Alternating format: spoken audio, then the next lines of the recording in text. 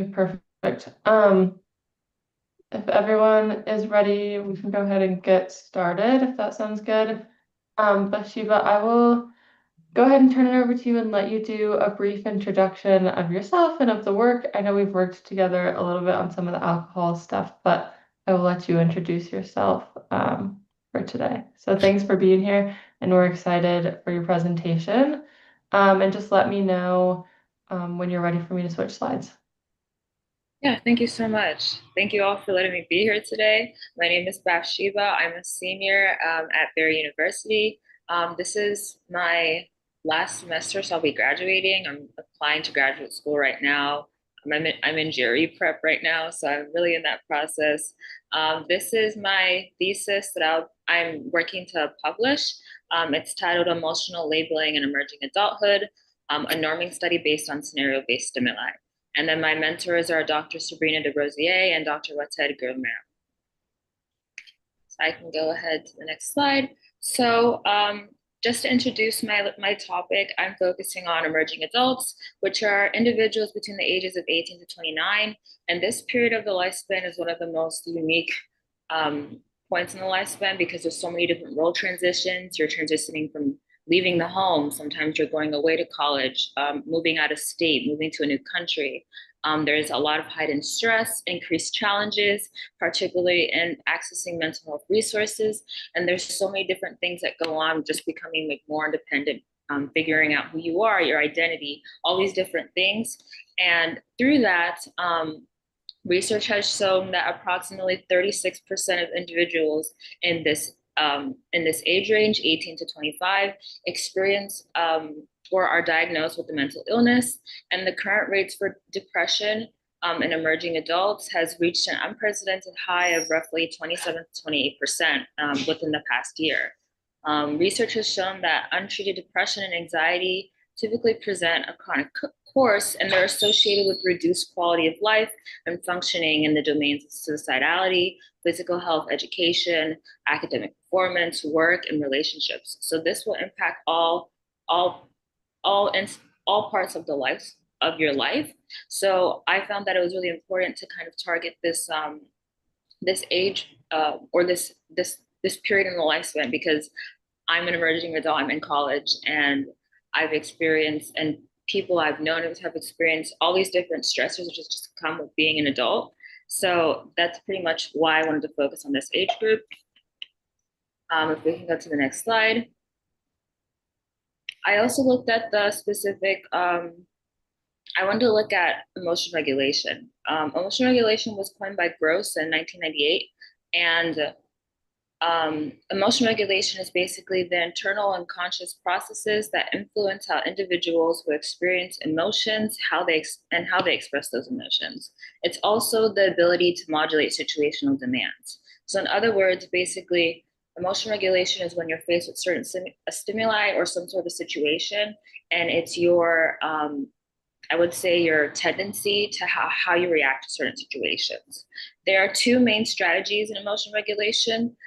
First of all, there's cognitive reappraisal, which basically is where an individual seeks to reinterpret a stimuli or some sort of situation they're facing in order to decrease the intensity of the reaction. So, in other words, you're trying to change how you think about a situation when you're in that current situation to change how you feel. So, there's a lot of thinking beforehand before you react. Whereas there's a second strategy, which is known as expressive suppression, which hides um, outward signs or physical signs of an emotion you're already feeling. So this, or in other words, it modifies the behavior of ongoing emotions. Research has shown that cognitive reappraisal is associated with better health outcomes because it lowers negative feelings, body stress, and helps you feel better. And as well, it builds good social health. Expressive suppression, however, stops other people from seeing your feelings and then keeps your inner stress high or the physiological symptoms that come from being in a stressful situation. And it can hurt long term mental health. Research also has shown that individuals who tend to use expressive suppression in certain cultural societies tend to report feeling less satisfied with life and have higher levels of anxiety and depression. We can go to the next slide. So before I conducted this study, When I first came into college, I was already interested in research. I had done research in high school, but I wasn't really too sure about what I wanted to do. And I had taken psychology courses, and my research mentor at the time, Dr. DeRosier, um, she was guiding me and she was suggesting that I look into something in well-being, which was what something I was already interested in. I was trying to look for ways or some sort of that I could do that can help improve other people's lives. And I had conducted a correlational study about personality, subjective well-being, and emotional regulation in adulthood, which is actually what I presented when I went to Duke's Global Conference back in October. And while I conducted that correlational study and I looked at a lot of research, I saw that there weren't many scenario based stimuli or research or projects that looked at how to teach people how to utilize cognitive reappraisal. It was more of maybe surveys or different techniques that were used that would that would show that this individual uses cognitive reappraisal, but not how to use cognitive reappraisal. And because of there's a vast majority of research on emotion regulation that looks at the association and the benefits of using cognitive reappraisal, I wanted to look at something that can help teach students or college students how we can use these things so that we can produce better health outcomes. Because as I mentioned before, as anxiety or depression rates were very high, anxiety rates were very high during this period of the lifespan, I think it's really important to teach people um, important tools that can serve as protective factors so that they can, have better outcomes in work, school, academics, life in general. So this study aimed to norm a set of 10 college relevant scenarios across academic, social, cultural, individual, and financial domains to establish their suitability for use in a randomized preventative intervention on cognitive reappraisal in college students. So I created these 10 different, it's okay. I created 10 different scenarios that I wrote out. I just thought about, based on my experience in college and then people that I asked, what are like typical college, I guess, college related scenarios, that you might deal with when you're, in college. So that, and then the goal was basically to have people read those things and give me feedback on how it made them feel or how it can be edited so that it can really target a large group of people. I know college experience might be different for everyone, and there's also like some people have non-traditional college experiences, but I was trying to target like a wide majority or lots of different domains because there's so many different things to consider. So that was really the point of the study, to really get people's feedback so that they can be uh, you know they can be in the best form so that we can use it in a preventative intervention. So yes, the research questions, we had 3 research questions. The first one was, which emotion labels are most frequently elicited by each scenario? Do scenarios differ in dominant emotion category, valence, and arousal? And lastly, do emotional intensity ratings vary across scenario domains? So like I said, there were 10 different scenarios, and there are two scenarios in each domain. So academic had 2 different academic related scenarios, and then so forth. We can go to the next slide. So in terms of the methodology for the design and measures, there was an anonymous online survey design through the platform PsychData that was used to collect data on participants' demographics as well as characteristics of the scenario prompts. When the survey was opened by the participant clicking yes, they read the consent form. That's how they consented. For each scenario, participants generated open-ended emotion labels. They selected a likely behavioral response. They endorsed a follow-up response option, and they rated the emotional intensity and valence of that scenario. Participants were also able to rate the clarity, the format, and give suggestions on how the scenarios can be improved. Each scenario was created using James Gross's model of emotion regulation, which is what I talked about earlier, and it suggests that emotions are elicited as responses to various contexts. So the purpose of creating the scenarios was to mirror relevant context for college students. I have seen previous research where they looked at some sort of you might see like a screen of like a spider, for example, which are helpful for identifying use of cognitive reappraisal. But I wanted to create something that was really relevant and really relatable to college students. I feel like we're living in a time of technology, and there's so much media, there's so many different things that are out there. And part of being a college student, even being in clubs and organizations, or working on an e-board or working in a job, you're always trying to figure out um, how can we make things in a way that people want to be interested in it. I feel like we're living in a time where it's really hard to grasp people's attention now. So being able to create something that's relatable that people can be like, hey, I understand this. So people are more inclined to learn about these things, and um, they can learn how these things can help them in a way that interests them. A sample scenario that I used in my survey was, you've been living with your roommate for a couple of weeks who has a lack of boundaries. You can choose to ignore having a conversation about it or reach out to have a talk. So after the participant read the scenario, they were able to generate these different labels, give their emotional response, and then rate on emotional intentionally, valence, clarity, and all these different things. Participants' open-ended emotion responses were coded using Excel into discrete emotion categories. So for example, anger, disgust, fear, um, happiness, sadness, etc.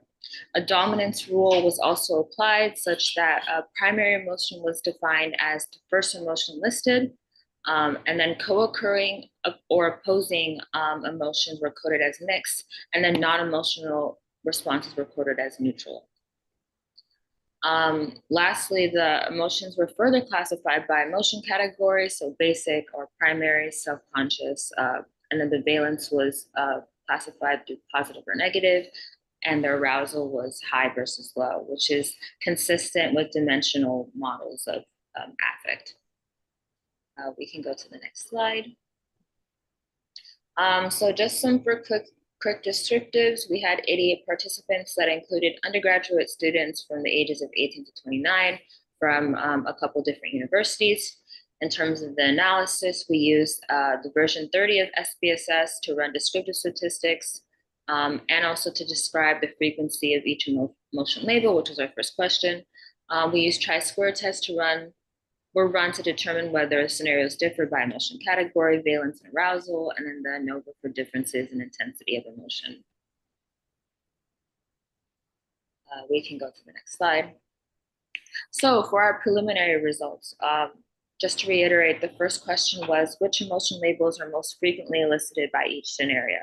So we can see here on the table, across all the scenarios, we had the emotion label. So for scenario one, the most frequent one was anxious. We have the frequency and the percent there. We saw anxious for scenario two as well. Social had nervous and annoyed. Cultural had nervous and annoyed again. Individual both had sad, and financial had anxious and stressed. So we can see here that across each domain, some of them were similar, but not all of them. We have for academic and individual, they both had the most frequent emotion label, but for other ones, they did not match. One thing that we did want to note, if you go to the next slide, so for financial scenario two, the emotion label that was given most frequently was the word stressed.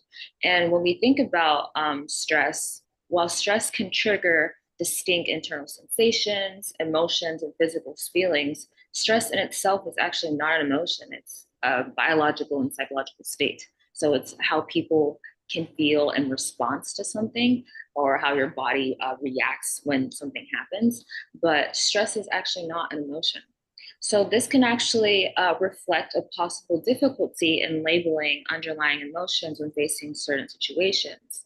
This result warrants further evaluation because the purpose of the study is to adapt scenarios for a preventative intervention. And that requires an individual to be able to identify clearly how they're feeling. Because when you say stress, what exactly does that mean? Because stress can be, maybe my heart rate's going really fast, but am I really feeling ambivalent? Am I not sure what to decide? Or am I feeling sad? Am I feeling anxious? There's so many different things that can come from just the word stressed. So we thought it was interesting that this was one of the most frequently elicited or frequently labeled um, emotions for this category. We can go to the next slide. So for the second question, the two scenarios differ in dominant emotion category, valence, and arousal. As of right now, we have two chi-square results. On the left here, this was the result for valence. And if we look at the p-values there, they're all less than 0.5%, so it was statistically significant. We also look on the right side for arousal. It was also statistically significant. So we have 0.04% and less than 0.01%. So both these analyses indicated that both arousal and valence distributions differed significantly across all 10 scenarios. We're currently analyzing the specific differences between the scenario domains, so across the first and second, and so forth. These results suggest that scenarios did in fact elicit different emotional profiles in terms of how it activated or how it aroused the participants, as well as how positive or negative they perceive their emotional responses to be. If we go to the next slide here, for our third question, do emotional intensity ratings vary across scenario domains? If we look at here, it was also statistically significant, which was a p-value of 0.02%. The scenarios did not all elicit the same emotional responses at the same level of intensity, or some scenarios may have been perceived as more emotionally intense than others. Like for example, in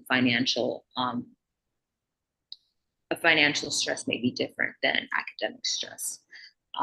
This finding may indicate a need for further revision of certain scenarios to improve their comparability and standardization for the intervention. We'll go to the next slide. So in closing, my thesis was to evaluate whether 10 college life scenarios that I created were emotionally meaningful, relevant, developmentally appropriate, and suitable for the adaptation into a preventative cognitive reappraisal intervention. And as we see from the preliminary data, it gave a lot of meaningful outcomes in how participants labeled and experienced emotions across each scenario. And when you think about it, the differences across scenarios are ultimately expected, given my goal to create like a realistic college life situations. So yes, they were significant. So that means we are going to have to do some revisions.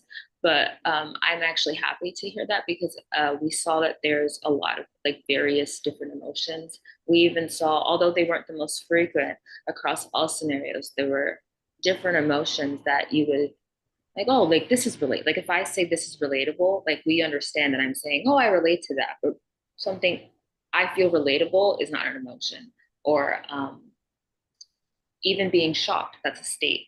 So we don't think about it, but being able to label our emotions is something that's so important and in a way that's actually right, if for lack of better words. So these findings provide important information for identifying areas that may require further refinement. So I'm going back to school next week and I'm going to be continuing data analysis and I'm planning to refine the scenarios to make them better. We also got a lot of feedback. I'd like that we were able to, part of the survey, participants were able to give suggestions on how I can make it better, whether this scenario was confusing or I totally get this, or like, this is something I've exactly been through. Or some people said this doesn't relate to me at all. So how can we refine these scenarios so that they can be representative of a college population, but also not be too constrained, so that differences in emotions are bound to happen. But if we can find a middle ground that can help in a way that people can label their emotions and they can identify how they're feeling so that they can learn how to utilize cognitive reappraisal that hopefully can improve well-being. So that's my presentation. The next slide is just my references. Um, I love any feedback. Definitely data analysis is hard. So if you guys have any feedback or any questions, I'm happy to answer. Thanks, Bathsheba. That was a great presentation, and really interesting work. We can go ahead and just open it up to the room for any feedback or discussion. And if there's any specific or kind of key questions or points that you would like to discuss, feel free to shout those out as well, Bathsheba, and we can offer some feedback. But really nice job. Yeah, absolutely. Thank you.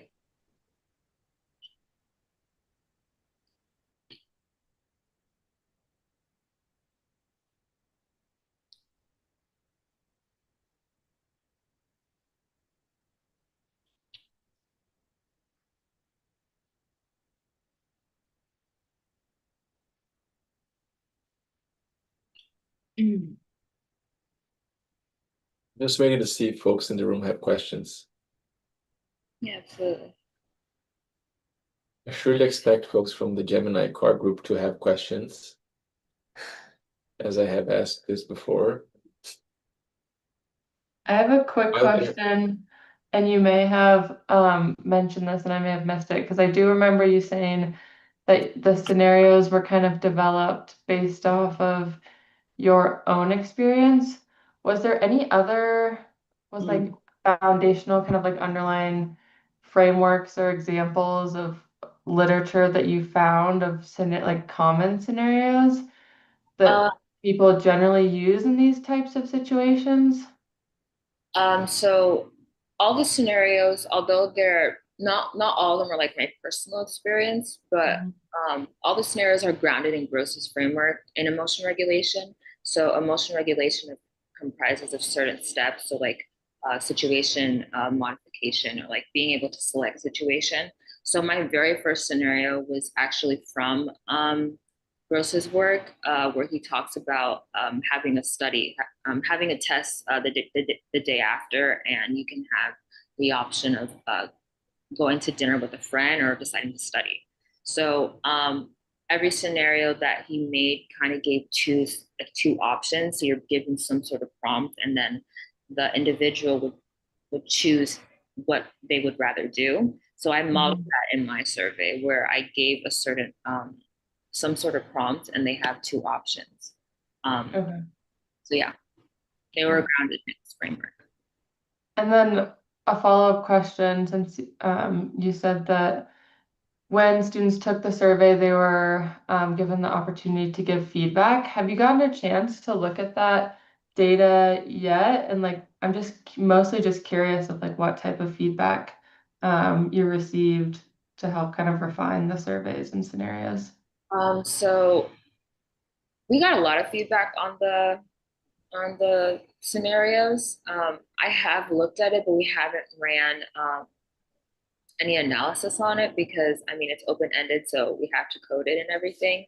And I do definitely plan on going through it. I think to be able to code it and get some analysis from it would be great. It just wasn't part of like the my original study, at least Mhm. these questions.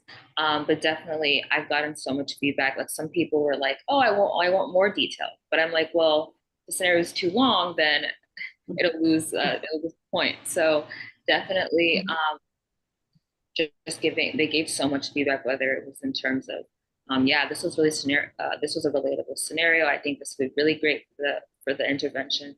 Or some of them were more of like um, this isn't really relatable to me, or I think you should change this format or this wording because it's weird. So I think I'm still going to use it while I'm refining the scenarios, but I mean, at least at the moment, I don't think we're going to be um, I don't know, at least I can ask my research mentor. I'm hoping that we can definitely run some analysis on it because I think just hearing feedback from people, especially since they're all in college like me, um, when you're doing something for students, I think for students by students is, I think that peer-to-peer like model is really helpful, because when you get sometimes I feel like when you get things from people like our age, I guess, they're like, I think this might be better for, someone my age, or I think you're kind of losing me here, or this is confusing. So yeah, that is some great feedback. Thanks. Hi, great presentation. Thank you for sharing with us your thesis. I'm kind of maybe want to circle back what Madeline was asking, because I think it's really important that that people can not only relate, but they can clearly understand the scenarios. And that would talk about the validity of your work. So I think it's really important for you, and maybe to conduct some kind of research to be sure that people are getting at what you want them to respond. I don't know if that makes sense, but I think it would be very nice, actually. And also I have another question about, did you what theory or theories are you using to say what is and what is not an emotion? Because that varies a lot also in the psychology field. Yeah, thank you so much for your question. So for your first one, we're definitely going to be, I'm going to be refining the scenarios so that we can have them be tested again, so people can continue to give suggestions and feedback on them. Yeah, the point really is, because I got so many, my results were statistically significant. So that shows that the scenarios are in fact eliciting emotions, but they're different across the scenarios. And for the purpose of the intervention, we need them to be more consistent, because I need to standardize them, because that way I know that they're actually working. So it's great that these scenarios are eliciting emotions, but because of the varied emotional responses that are coming from it, that shows that I need to refine it in a way that kind of narrows down like the wide plethora of emotions that can come from something that happens or something that someone reads, so that they can be more effective for the intended purpose. So yeah, I think it's definitely hard, because everyone's emotions are different, and people interpret things differently. So that's definitely where I'm trying to find a balance, to at least try to get it not so, I guess, not statistically significant. In terms of your other question, so how we classified the emotions, we used different theories that they were consistent with different theories of, or dimensional theories or models of affect. Most of the theories I'm using right now, at least for the dominance rule and for primary, secondary emotions, are from Baldwin and Cohen, research from 2019, or even Ekman. So at least for like the scope of my study, I'm using specific models of affect. So I get what you're saying. There's definitely different theories, or different ones that, for example, like for the theories I'm using, they don't consider stress to be an emotion, but maybe there's another one that I'm not aware of that does consider stress as an emotion. So, I mean, What I yeah, was thinking actually is not only stress wouldn't be an emotion, but also anxious might not be an emotion, depending on the a primary emotion. At least it might be a secondary one. That was I was thinking. Usually primary emotions are the one that we are born with. yeah, like sad, or Yeah, sad, happy, surprised, angry, disgust. I don't know in English. stuff. Yeah.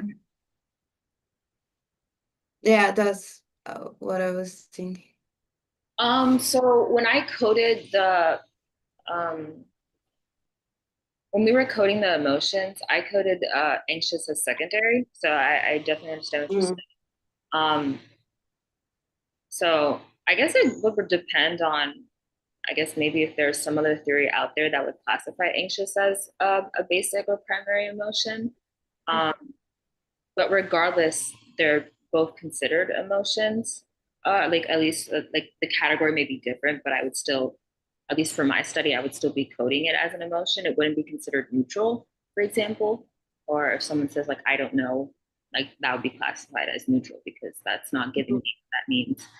Um, so at least the analysis are looking at the emotions that were classified into a category that we can look at, so basic or secondary, whereas neutral responses are more of responses that aren't emotions at all.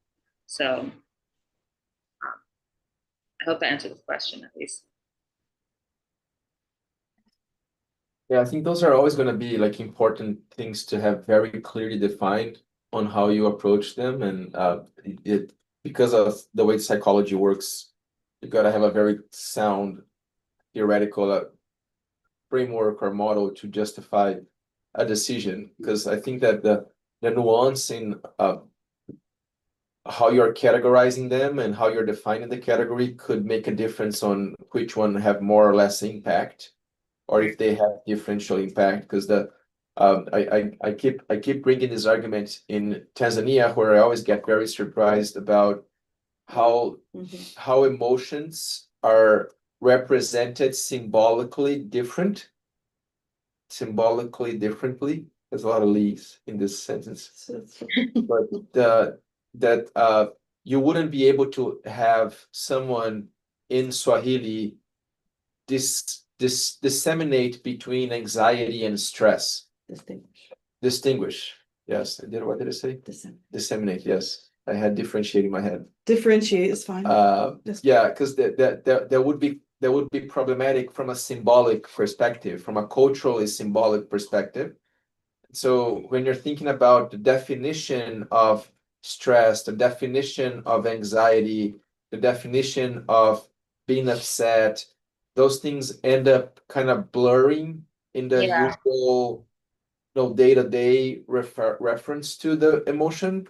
And hence cognitive behavioral therapy starts with a lot of psychoeducation, so you can differentiate the emotions you're feeling and therefore apply the appropriate coping mechanisms. So I think that this is going to be very important for you, especially if you're trying to isolate which emotion is tied to different scenarios. So that tagging, the question Marcelo was asking, needs to be very, very clear theoretically, and what is that underpinning that you're using in your approach. Yeah, thank you so much for that feedback. I actually really get what you're saying, because even when we coded the scenarios, like some participants maybe gave like 5 different emotions, right? But then maybe that person said they were sad, but they also said they were happy. Those are two like vastly different emotions. You know what I mean? Yeah. Where they said like I was confused or excited or stressed. Like there's so many different emotions that one person might have given in response to one um prompt. So it could be difficult because like, I'm trying to prompt like and code like what is this person exactly feeling? Because I can't go ask them like, oh, like how does this situation make you feel? So when they give so many different emotions and they're so like co-occurring or opposing, that's why we ended up adding the the coding of mixed, because sometimes people aren't giving like one dominant emotion. They're giving a plethora of different emotions, and like me trying to figure out what's the best emotion to code this person that would represent what they're saying or representing how they're feeling. I think it's definitely difficult. So Yeah, I really appreciate the feedback. Yeah. And then on your survey, the person will put all of these emotions and then rate each one. So we had the person was able to give at least one emotion in response, but when they're rating that emotion, like I don't know which individual emotion they'd be rating. My assumption is based on the very first one they give, because typically if someone feels 5 different things, if I'm writing this down, I'll probably write the first thing I'm feeling as opposed to the last thing I'm feeling. So that's why we applied a dominance rule. So that was the first emotion listed. And then if there were co-occurring or opposing emotions, then we used it, we coded it as mixed afterward. But I mean, at least that goes into the noise in the data. Like I really wouldn't know if that person, maybe that person felt sad, but the first thing they said that they felt happy. I guess I really don't know. So that comes to the difficulty of having like an anonymous survey online, because I mean, at the end of the day, you really don't know how that person might be exactly feeling. Yeah. Yeah. And that's the so I think when you're framing your question, I think then you're talking less about what emotion is driving that scenario and much more about what is the perception of emotions. Because I think that makes a lot of difference. Because if you start noticing that there is some, social determinants differences of which emotions are being represented in a different scenario, it might not necessarily refer to the actual felt emotion, but to the perception of emotion. And that's when those nuances come in place. And it would be fascinating to see your results showing something like that. Because the example I want to give is you have a scenario that is more family-based and academic-based, I think.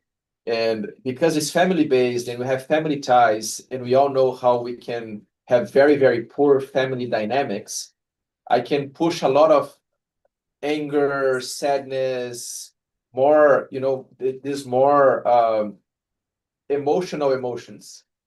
It will make sense. It's Yeah. it will make sense. Because in the work environment, I am not entitled to feel emotionally emotions.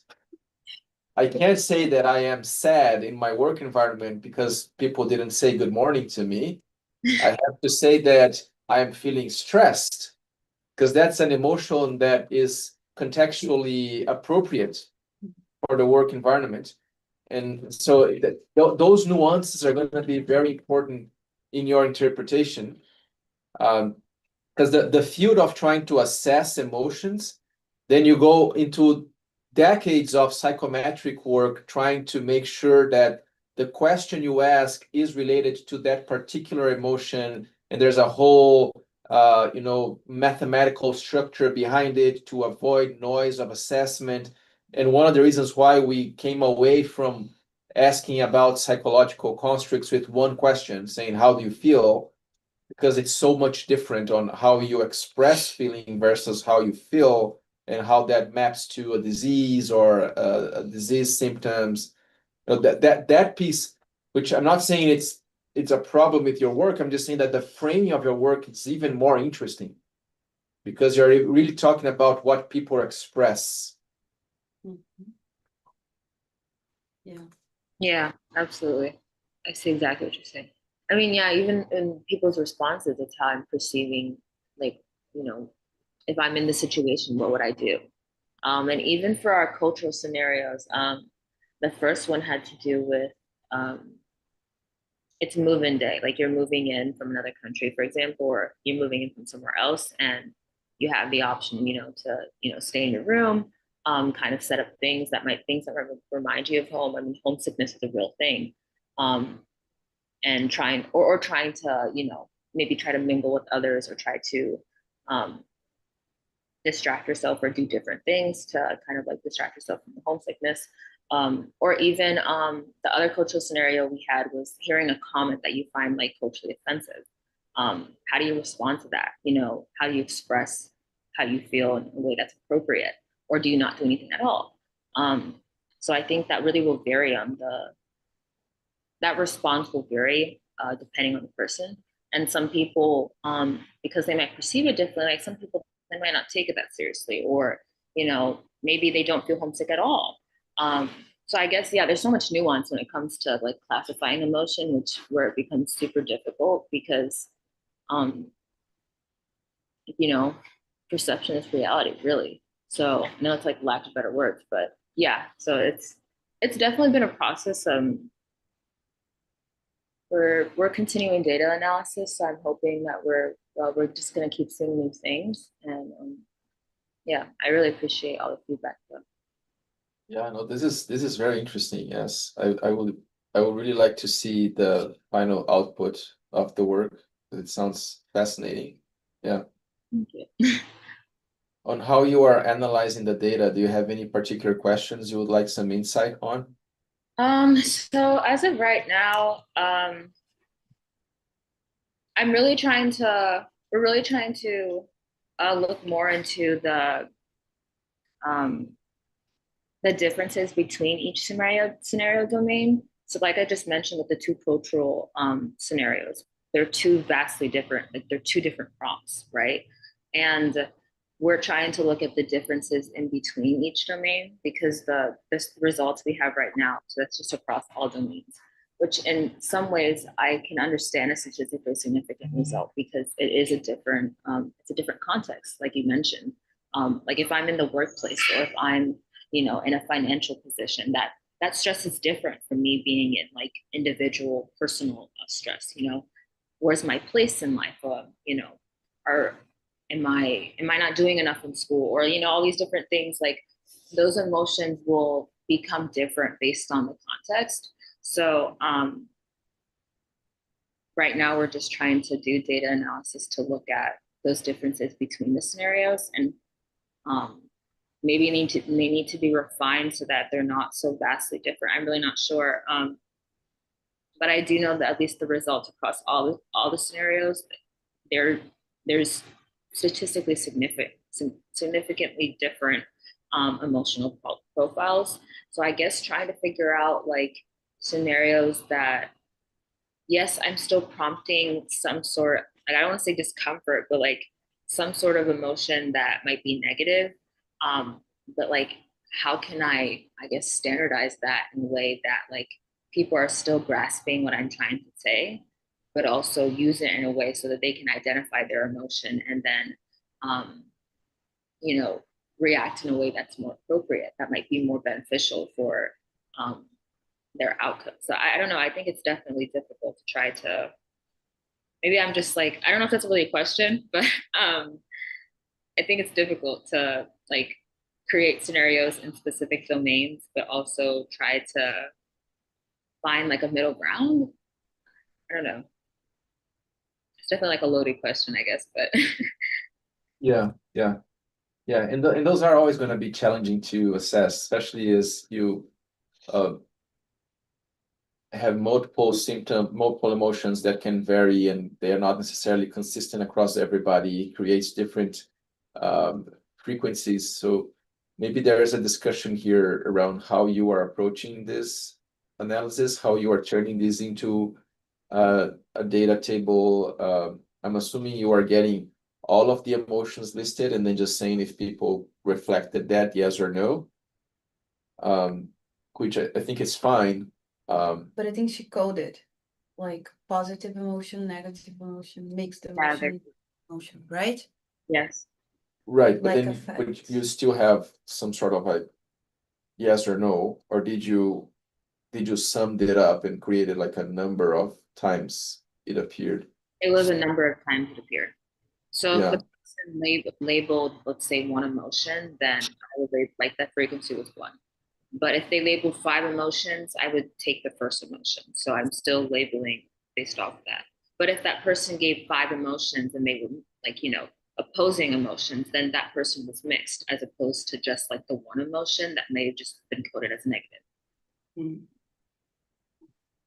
I don't know, maybe I also can, instead of having two scenarios, maybe I can cut down to one scenario and maybe I can have the scenario that doesn't elicit such a like variety of emotions. Um, I guess. no, no, I wouldn't do that. I like that. I like that. The challenging here is how you how you code this. The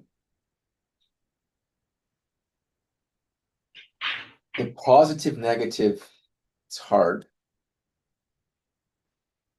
But I'm thinking again. I think all the answers to these questions are going to come from having a strong, solid theoretical model that guides you. Because positive and negative always come with some sort of moral valence to it, and we would argue that positive means happiness and joy, but I could also argue that extreme happiness is negative because it's alienating. But I don't think it's as complex to your analysis. So having some sort of clearly defined library of emotions, if you go into the sentiment analysis literature and look at how emotions are coded into positive or negative valence, maybe that's an area where you can try to add some numerical nuance to what you're doing that has data-driven support, not even saying theoretical-driven support, but data-driven support. And then maybe the words people use would even give you a grading of this valence of emotion. And you could kind of slowly turn it into a more continuous measure than count measure as it sounds now. I see what you're saying. I think they're kind of having it, I don't remember what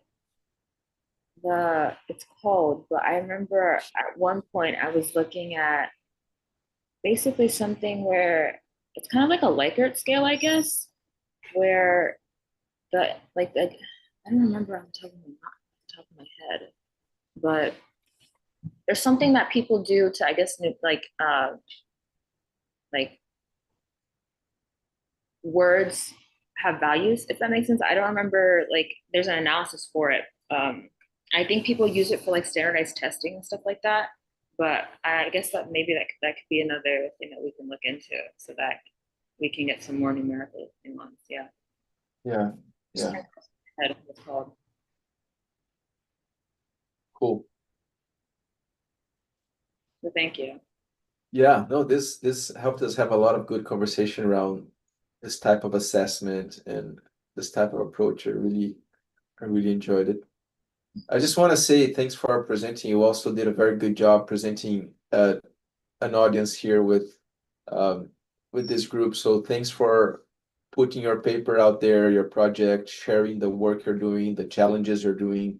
That's exactly what this meeting is for. So I really appreciate your time and putting this together. Yeah, absolutely. Thank you so much for this opportunity. Yeah. Great. All right, folks.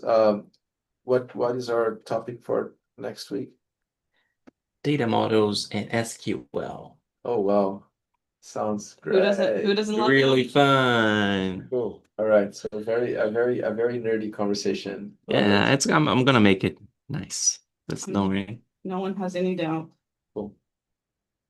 Nice enough only. Okay then. Well, thanks guys. Good to see everybody. Till next week.